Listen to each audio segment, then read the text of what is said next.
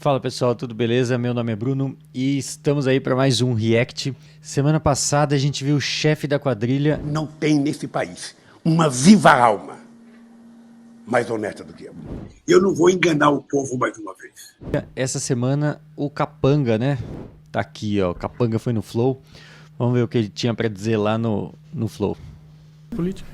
Eu sou professor de ciência política da USP. Legal. Mas já dei aula de economia, já dei aula de filosofia, já dei aula de direito. Porque foram as áreas que eu já estudei. Eu já estudei direito, economia, filosofia. Você é o bichão mesmo, hein, doido? É o cara dá aula de qualquer coisa, né? A gente viu, acho que umas 2 ou 3 semanas atrás, um professor da USP falando sobre a visão dele, sobre o que é ser esquerda, o que é ser direita. Tá aí, né? Ó, outro professor da USP. Gestão pública. Não. Já dei aula de administração. Então, eu já dei aula de várias coisas. Ele dá aula de qualquer coisa, resumidamente. É muito bom. Gestão pública, o cara é muito bom, né? Muito bom. Quem vive em São Paulo sabe, não foi à toa que ele perdeu. Quem votou nele em São Paulo é legal que votou porque ele era legal, descolado, grupinho hipster tinha que votar nele, todos os meus amiguinhos votavam e tal. Mas eu duvido alguém que votou nele que gostava da administração dele. Sou professor de ciência política da USP. A coisa mais importante para as políticas públicas, pra você saber, censo é foda. custa 2 bi. Tem 3 para tatu e não tem 2 pro censo. Então, você vai vendo que, pô, tem alguma coisa errada. É que esse trator é o que garante a governabilidade dele, né? Se você for pensar pro político, Bolsonaro, é muito mais importante você ter governabilidade que qualquer outra coisa. E é por isso que eu tenho um pouquinho de asco desse tipo de coisa, porque não é o que é melhor pro Brasil, é o que é melhor pra me manter no poder. Mas, ó, eu não tô falando isso de Bolsonaro, não. Isso não é Você novo, tá falando né? geral. É, eu sei, geral. eu sei. Isso não é novo. Não, nós temos um problema de governabilidade. Eu não quero também aqui ficar O PT não teve problema de governabilidade, né? Vocês lembram que tinha o mensalão? Isso aí resolvia qualquer problema de governabilidade. falando, é assim. Não, nós temos um problema de governabilidade. A beleza da humanidade é a gente buscando, com os nossos conflitos e contradições, a gente ir achando coletivamente os caminhos. Ah, para com isso. Que, mané, achando coletivamente. Pelo amor de Deus, cada um tem o seu caminho, cada um tem sua visão do que é certo. Por que você precisa juntar 200 milhões de pessoas e achar um caminho comum para todo mundo? Por que todo mundo é obrigado a ir no mesmo caminho? Essas bobajadas coletivistas que matou um monte de judeu, que fez... que acabou levando a União Soviética para onde foi... Enfim. E o bacana da democracia é que, a democracia, assim, ninguém é dono da verdade. A bola tá sempre na mão do povo, que tem que tem o voto ali. É óbvio que Tá na mão do povo.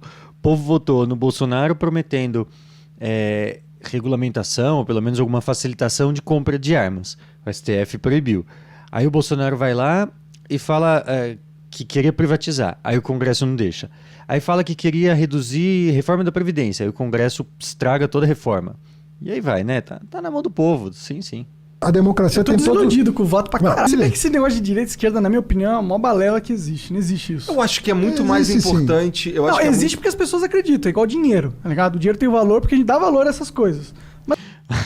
Caraca, o Flow tá virando programa ANCAP. O dinheiro tem valor porque a gente dá valor. Perfeito, porque os políticos não dão valor. O dinheiro não tem lastro, ele não tem valor nenhum. Especialmente dinheiro fiduciário, né? Mas as pessoas ainda acreditam, por enquanto. É aquela... Como que dizem? É papelzinho colorido lastrado na honestidade de político. E mesma coisa, direita e esquerda, só porque tem uns bobão que acreditam aí, né? Mas a verdade é que nenhum ser humano é de direita, nenhum ser humano é de esquerda. Não, quer ver? Tem uma forma mais ou menos organizada de ver isso, né? Tem 3 posições políticas que é muito nítido na literatura e que não é invenção de ninguém. É uma literatura de 200 anos que criou... É um padrão que se formou através da experiência humana. Tem o sujeito... Não é invenção de ninguém, é uma literatura de 200 anos. Quer dizer, ninguém nunca escreveu, saiu por um milagre ali, sei lá, palavra divina, loucura, né? Que acha assim, como todo imposto é uma coisa imposta... É um roubo? Né? Não. Ué? Não, esse cidadão no caso, não sei se era isso. Não. Como todo... E tem digamos assim, o socialista... Né, que é o cara mais de esquerda, que ele acha que o mercado tem que ser corrigido pela tributação. Como? Ele acha assim, Porra, o Monark, descobriu a pólvora aqui, o podcast, milhões de dólares, parabéns e tal, beleza. Bom, entre uma geração e outra, o socialista acha que tem que ter uma correção. E essa correção é tributar a herança. Você acumula a tua grana. Só que você não vai, o Jeff Bezos não vai deixar 40 bilhões de dólares para cada filho.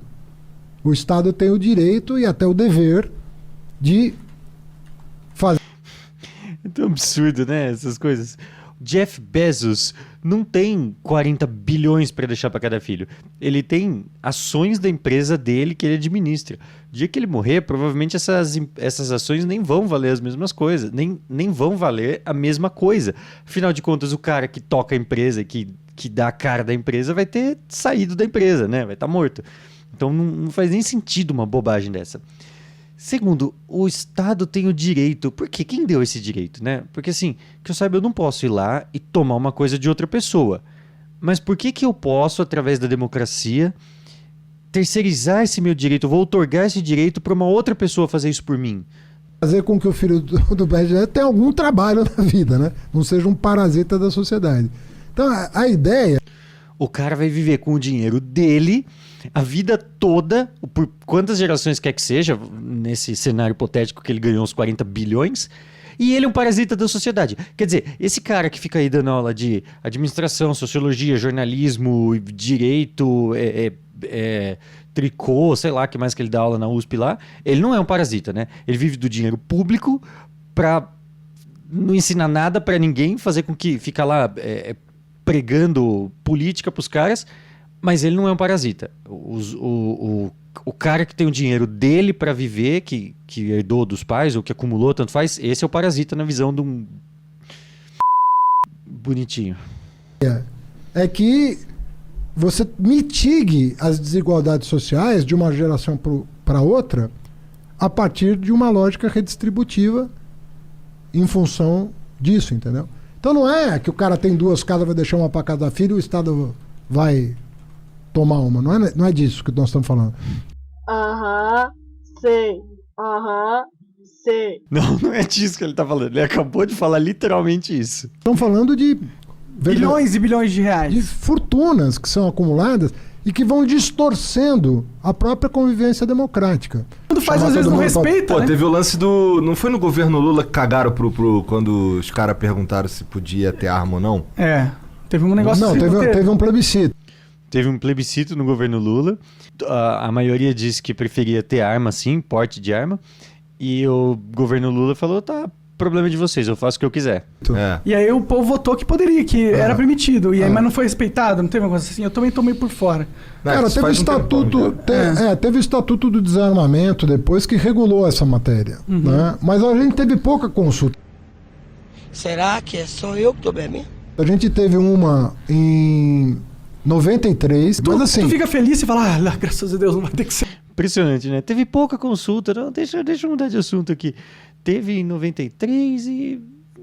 Teve em 2004, Lula fez, todo mundo votou, teve uma eleição, teve todo aquele aparato da eleição, de levar urna eletrônica para todo lado, de roubar a verba de urna, porque custa, quer dizer, deve custar alguns milhões distribuir essas urnas, transportar e tal, para o país inteiro. Mas com certeza alguns bilhões são roubados no processo. E foi votado, o povo no geral disse sim, queremos porte de arma, e o Lula foi lá e cagou pra galera. Muito bom. Eu que você é o candidato. Não, cara, eu gostaria muito de ser presidente da República. Eu não vou mentir. Não, porque vê bem, você foi prefeito, foi ministro, foi... Sabe, você fala, pô, eu tenho... Know-how. Eu saberia o que fazer.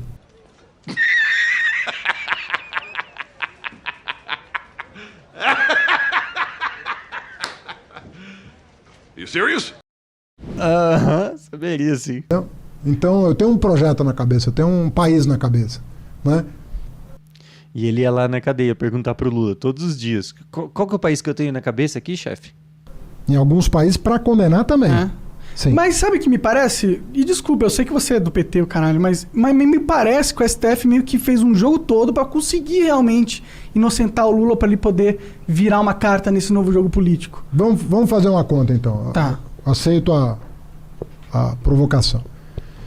Quem deu o voto decisivo pro Lula recuperar os direitos dele? Foi o cara que o Bolsonaro colocou, não foi? Não. Quem?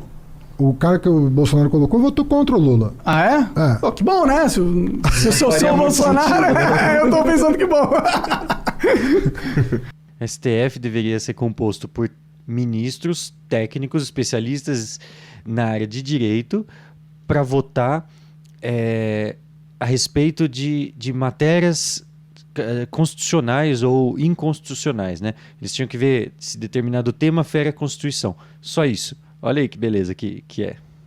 Ué, eu não sei se ele votou por causa do Bolsonaro ou porque ele estava convencido. Se for por causa do Bolsonaro, ele errou. Se for porque ele estava convencido, ele acertou. Tudo bem, Quem deu o voto decisivo foi a pessoa que votou sistematicamente contra os interesses do PT ao longo dos últimos 10 anos. Foi a Carmen Lúcia. E a pergunta que eu te faço é, por que uma pessoa que votou sistematicamente, e eu não estou dizendo que ela estava errada, eu estou dizendo que como ela votou, um fato, votou com a consciência dela contra o PT o tempo todo, deu o voto decisivo para o Lula recuperar os direitos políticos?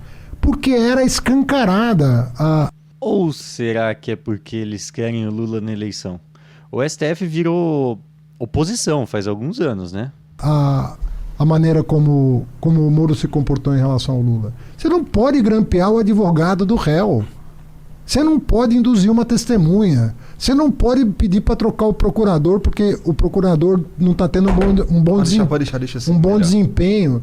Você não pode fazer isso. Você não pode divulgar uma delação premiada que nem o Ministério Público aceitou, faltando 6 dias para a eleição. Você não pode fazer isso como juiz. Porque se for o teu time de futebol que estiver em campo, você não vai aceitar um juiz se comportar assim. Por que com o Lula você vai aceitar? Não, com certeza. Meu pai foi Eu não acompanhei o processo do Lula, mas também não sei até que ponto isso é narrativa ou o Moro se comportou mal em relação a isso. Mas o que mais bateram na tecla aí foi que o Moro se comunicava com o Ministério Público. Se você vai num prédio de um fórum, você vai ver um monte num prédio de justiça estadual, né? Você vai ver um monte de procurador do Ministério Público lá o tempo todo, conversando com o juiz. Uma coisa relativamente normal, né? Mas no caso deles é um crime. Comerciante a vida inteira no Brasil, né? No Líbano ele era lavrador, mas aqui ele foi comerciante a vida inteira. Minha família é do interior de São Paulo. Meu pai veio para a capital, mas alguns irmãos ficaram no interior. São fazendeiros, são lojistas, são empreendedores. Engraçado, né, você falar isso, porque muitas pessoas veem o PT como o cara anti-negócio, né? Como anti-capital, anti-comercial. E Cara, o cara que mais promoveu o capitalismo nesse país foi o Lula, cara. Desculpa.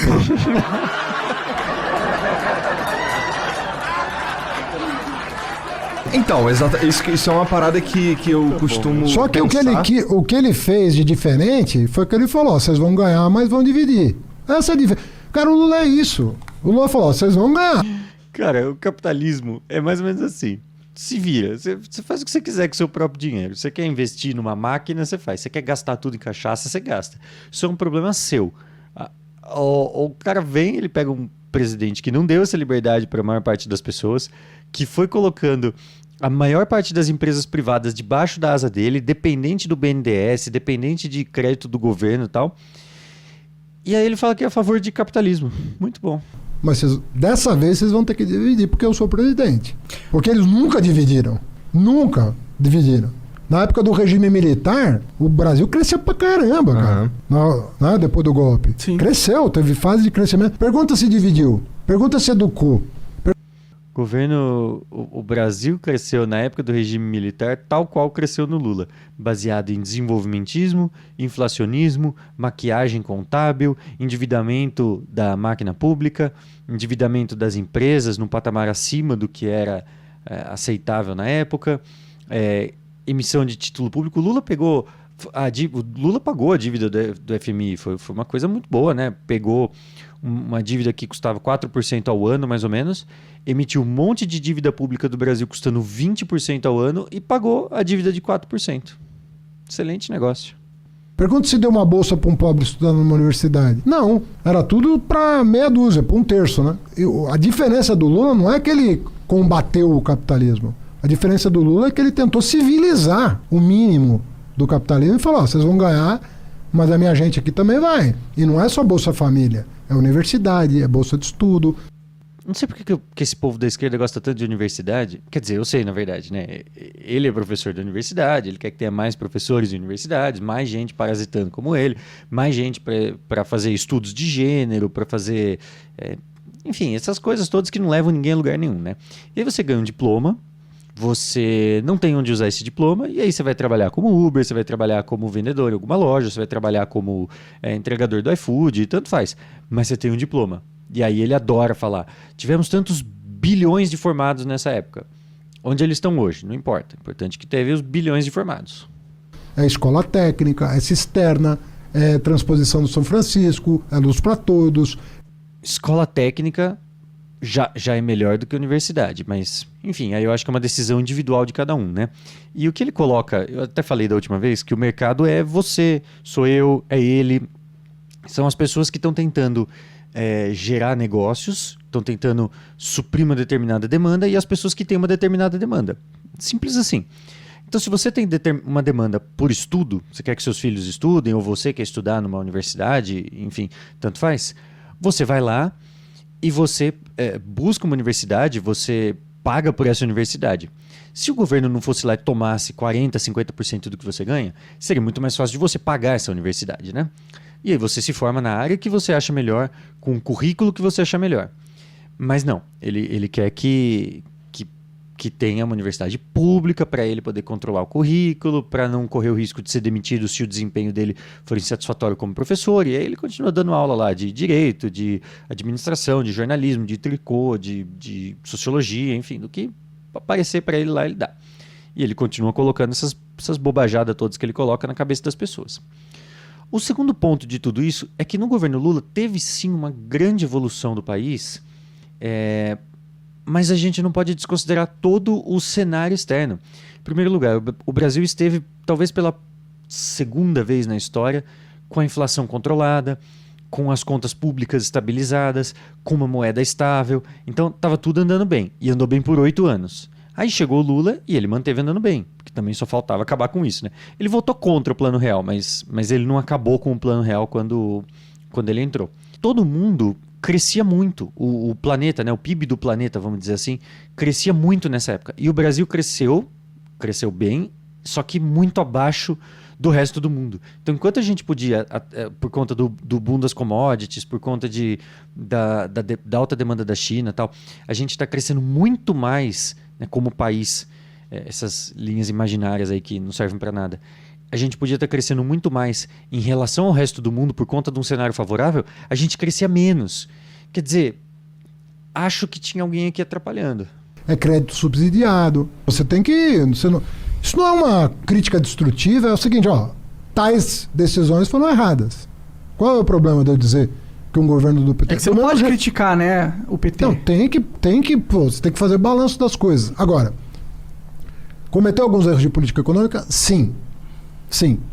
Mas depois que ela foi reeleita e que ela foi tentar corrigir, começou uma sabotagem do Eduardo Cunha.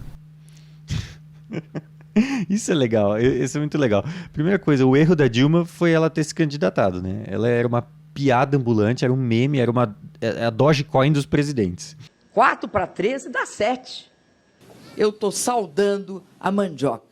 If you speak slowly, okay. I understand very well. Very good, excellent. Segundo ponto, o Lula colocou o Guido Mantega, que já começou aquela nova matriz econômica, também conhecido como teoria monetarista moderna, / keynesianismo, / vamos fazer experiência com a vida de todo mundo. E ele começou com isso. A Dilma, lógico, no finalzinho começou já do Lula, começou a dar errado. A Dilma fez 4 anos disso, óbvio que deu errado. Aí ela foi reeleita prometendo mudar, colocar presidente de banco privado como ministro da Economia e tal. E aí ela não deixou com que ele trabalhasse. Aí deu errado.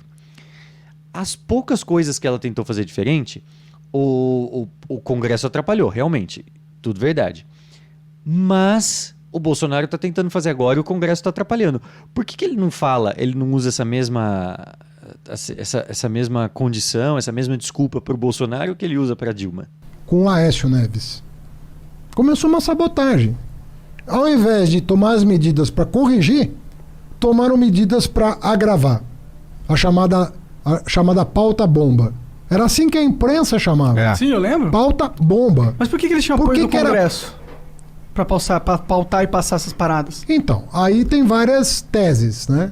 A que me parece a mais razoável é o seguinte: se deixassem ela corrigir os erros que ela cometeu, que não eram uma enormidade, sabe? Na minha O Brasil perdeu 10 anos. 10 anos, nós estamos voltando com o nosso PIB per capita de 10 anos atrás. Não é uma enormidade. É um equívoco. Nada demais. opinião, Tá ok. tá? Cometeu erros, esses erros trouxeram problemas, mas eram corrigíveis. Era possível corrigir. Como o Fernando Henrique cometeu erros, foi reeleito, deu aquela bafafá todo com o dólar e tal. E Mas você ele pode falar isso de qualquer presidente, até do Bolsonaro. Exato. Então, ela tinha um mandato para corrigir. Ela tinha 4 anos para corrigir. E eu acho que o MDB e o PSDB viram ali uma oportunidade de decidir a parada. Sabe? Falar, se O povo tá de saco cheio. se deixar 4 anos, o PT pode corrigir e em 18 vai estar o Lula aí o Lula vai estar, entre aspas, disponível, ele volta pro poder. Então eu acho que eles ali deram um bote. Mas você tá, sabe? ok. Viram a oportunidade de dar um bote. Mas você não pode jogar tudo no colo dos caras, tá ligado? Porque. Eu acabei de falar que houve erros de política econômica. eu sei. O que eu acho. Mas não foi só os erros de política econômica, na minha visão. Então, Verdade. o Brasil, cara, não tinha compromisso com a educação. E assim, eu participei, modéstia à parte, de uma primeira revolução na educação brasileira, que foi abrir as portas da universidade pro pobre. E aí a gente volta naquele mesmo assunto. Você vai ver o PISA, posição do Brasil só piora ano após ano. A gente era muito ruim, continua sendo muito ruim, e agora é tão ruim quanto era antes, só que numa posição muito pior, porque o mundo inteiro evoluiu. E aí o PISA envolve interpretação de texto, matemática, ciências, acho que são 3 ou 4 matérias, mas é educação básica, né? Eles avaliam a educação básica, aquela base que você tem. E o Brasil continua sem base. Aí o cara chega na universidade, ele não consegue interpretar um texto. Você não consegue dar um texto de um determinado autor para esse cara ler e ele entender. E aí você precisa de professores de universidade pública para fazer essa coisa linda que eles chamam de ensino universitário. Decidir o dono do partido, porra. A gente acaba avaliando a classe política pela média. E é o jeito de avaliar, né? Quando você vai falar, 10 anos atrás você não estaria aqui com esse programa, entendeu? Com certeza. Então, na ditadura você não estaria aqui falando o que você está falando, você já estaria preso, cara. Com certeza. Eu tô tentando, você sabia, né? É sério, não tô brincando não, tô sendo investigado pela DENAIC. Pelo quê? Porque eu fumo tabaco orgânico ao vivo. No segundo turno, tu mudou a cor da campanha de vermelho pra verde e amarelo. Mudei? Mudou. Foi o marqueteiro que fez isso. Pô, os marqueteiros do PT são foda. Tão bom. E eu acho que O cara não sabia nem o que estava acontecendo na campanha dele. Muito bom. eu não conhecia o Bolsonaro também. Ah, com certeza. Pra mim o Bolsonaro era uma chave de fenda pra jogar na engrenagem do sistema. O cara é burrão, ele é tosco. Nossa, imagina a merda que vai dar lá. Vai ser muito legal ver. Esse é o meu pensamento. Bom, Eu acho que ele acabou de descrever a Dilma, mas funciona bem com o Bolsonaro também. e deu, né? É que a gente não esperava por uma pandemia, né? A gente não esperava essa porra. Cara, mas quando você contrata um médico pra te operar, Mas você tá todo Você Mas o outro pensa no médico pior, era um né? filho da puta também, caralho. mas eu não seria, não. Desculpa, Não seria. mas você É que- rude. Desculpa. Eu só não votei em você porque não era você. Entendeu? Não era você. Não era você que tava lá. Por mais que seja você, não é você que tava lá. É o PT. É toda uma história. É todo um contexto. É todo um rumo do país que ele tem que decidir ir. E eu sentia pessoalmente que não tava nesse Eu rumo. acompanhei muito a rua, entendeu? Eu ouvi muitos discursos como o teu. E eu ainda digo, se a gente tivesse compreendido melhor o fenômeno, a gente teria derrotado o Bolsonaro. Meu Deus, ele acredita que o brasileiro é tão idiota assim. Se ele tivesse compreendido o fenômeno, o brasileiro continuaria sendo um idiota e votando em socialista. Quer dizer, falar que o Bolsonaro é bom é muito exagero, porque todo político é socialista, né? Não tem jeito. Ele quer que o Estado seja cada vez maior para que ele tenha cada vez mais poder, cada vez mais dinheiro e tal. Mas o Bolsonaro entrou prometendo o oposto. Quer dizer, o brasileiro é tão idiota que que se ele tivesse compreendido o fenômeno, o brasileiro iria querer mais estatais, mais Estado, mais vigilância, mais... É foda. Mas a gente efetivamente não entendeu o que estava acontecendo nas redes E sociais. essas próximas eleições, você sente que vocês fizeram a lição de casa? Eu acho que tá mais controlado porque as plataformas mudaram. Esse cara é muito inteligente. As plataformas mudaram, é verdade. As plataformas hoje censuram praticamente qualquer coisa da direita. Se é da esquerda, eu vi há pouco tempo atrás um tweet que o cara falava assim: desculpa, se você é branco, blá blá blá, eu te odeio. E aí o cara chegou lá e colocou: desculpa, se você é negro, blá blá blá, eu te odeio. Igualzinho, o mesmo tweet, só substituiu branco por negro. O Twitter bloqueou, óbvio, o cara que escreveu do negro, mas o que escreveu branco tá tudo bem. Esse é o ódio do bem que é permitido. E teve grana legal, viu? Posso te assegurar que Mas teve grana legal no PT também, vai? Não. Ah, teve. Cara, eu tô te falando que não teve. Essa não teve, cara. Mas sério que você acha que o PT não teve, não aproveitou desse... Não teve, cara. Eu tô... A campanha do Haddad gastou acho que 4 vezes mais do que a do Bolsonaro. Não teve. Imagina. O PT teve desvio para bancar as próximas eleições, sei lá, mais uns 200 anos de eleição. Tô dizendo pra você que Pô, não o PT teve. parece um partido que vai aproveitar de todas as estratégias possíveis. Cara, eu tô dizendo assim, o cara me perguntou do que você se arrepende. Eu tô falando pra você. Não, às vezes não foi você especificamente. Nós não estávamos preparados. Não, mas pô, eu era o candidato a presidente, eu saberia. Pô, vamos privatizar umas paradas? Vamos privatizar? É legal, hein? Privatizar, eu gosto disso. Vamos conversar sobre do que você tá falando. Petrobras, vamos privatizar essa porra. Eu sou contra. Por quê? Vamos privatizar. Não, Petrobras... Por favor. É muito importante a Petrobras. Seria mais, né? Se não tivesse sido desmontado. Já foi... O teu sonho já se realizou. Mais ou né? menos, que eles ainda têm um monopólio de muita coisa. Não tem monopólio de nada, porque já foi quebrado. Na refinaria não tem? Precisava... Não tem monopólio que foi quebrado, não foi. Tem a lei lá que diz que o monopólio de exploração do petróleo do Estado brasileiro concedido para a Petrobras, blá blá blá blá blá blá. Estão vendendo tudo. Acabou. Isso aí, continua vendendo. A gente tem a refinaria de Passarinho. Você tá falando disso porque você não tem carro, porque os caras que estão aí pondo gasolina no... Bom, é verdade. Mas isso aí sempre foi assim, né? Não. Não é por causa que agora estão vendendo tudo. Vai, Hanak. Então o empresário vai comprar a Petrobras para distribuir lucro para... Mas pelo menos ele não vai ter que bancar o esquema de poder dos outros, dos políticos. E agora ele pegou no ponto. Não vai ter que bancar os esquemas do PT. 40, 80, 200 bilhões, sei lá quanto que eles desviaram. Estão lá, né? Cara, é uma gota no oceano da Petrobras. Será? Bilhões e bilhões da gota de oceano. Uma gota no oceano da Petrobras. Tô te falando. Não, tranquilo. A gente pode roubar o quanto for, porque não faz diferença para Petrobras. Falando isso com convicção, porque é uma gota no oceano da... Estou falando isso com convicção de quem estava lá, de quem viu o dinheiro ser efetivamente roubado. A Petrobras não é aquela meia dúzia de empreiteiras que corromperam 4 diretores. A Petrobras não é isso. Se a gente olhar para isso, a gente vai falar, vende tudo. Agora, se a gente olhar para o que é a Petrobras, você vai falar, prende esses caras e vamos salvar a empresa. Imagina porque a empresa é petroquímica, a empresa é refinaria, a empresa é biodiesel, a empresa é prospecção em águas profundas, a empresa... Então abre o mercado e deixa ela competir com todo mundo. Que tal? Já que ela é tão boa assim, a competição vai trazer preços mais baixos para todo mundo. Até para você aí que está querendo colocar gasolina no seu carro, né? Não tinha a cabeça da eleição. Não era o meu barato. O meu barato é o seguinte, eu gosto pra caramba de estudar. É a coisa que mais me dá prazer. Não tem um dia que eu não leia alguma coisa. Não tem dia... Não existe isso na minha vida. O que você tá lendo aí de bom? Puta, cara, se falar, você vai... Que beleza. Esse nunca leu nada na vida. Duvido, ele deve ter lido alguma coisa. Nosso editor é um troll, isso dá pra ver aqui, né? Mas eu acho que ele deve ter lido. Deve ter lido bastante sobre estudos de gênero. Deve ter lido bastante a respeito de várias dessas resumos de obras de socialistas. Ele deve ter lido. Deve ter lido muita coisa boa. Fala aí os nomes esquisitos aí. Eu tô lendo... Aqui agora... Não é esquisito. É que quando você... Muito bom, né? Melhor do que ver o chefe da quadrilha é ver os seus pequenos capangas falando suas bobagens, né? E fugindo das perguntas mais importantes. Bom, mas é isso aí. Segunda-feira tem os cortes, terça-feira resenha, quinta o novo episódio do MDC e vejo você lá.